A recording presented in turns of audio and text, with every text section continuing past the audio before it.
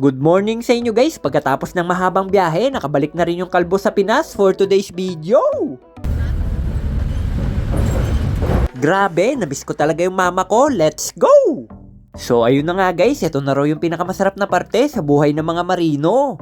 Syempre, yung makabalik ka sa lupang sinilangan at makapiling ulit yung family mo.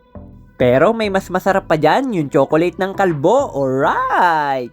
Pagkalapag pa lang ng eroplano guys, tumayo na si first timer, ready to go out. Excited yarn?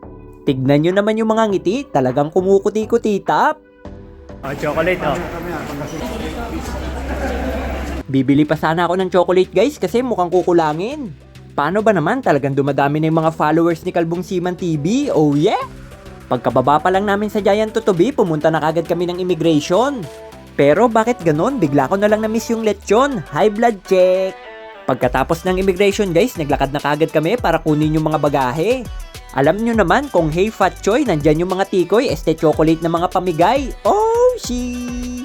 15 pala kaming lahat guys, nasama-samang umuwi galing barko. Pero pagkalapag pa lang ng eroplano dito sa Pinas, boom! Nagkawatak-watak na. Sim! Drawing na lang talaga yung mga plano sa barko, kesyo punta doon, punta dito, pero pagdating sa Pinas, bahala ka na sa buhay mo. Sheesh! Napakaangas par. Unang-una si Gloria, kumpleto na kagad yung mga bagahe. Ayun, si first timer, nakakuha na rin. Next na dyan si Kalbong Seaman TV. Ayun yung bagahe ko guys. Binabantayan ko talaga yung bagahe ko guys, baka may kumuha, marami pa naman chocolate yan. Magkasunod lang pala kami ng bagahe ni Brother Noel sa kanya with Cartonite. Okay guys. Kalbong Seaman. Ayun na guys, oh, sakto, minto talaga guys. Minto talaga oh. Minto talaga guys. Ah.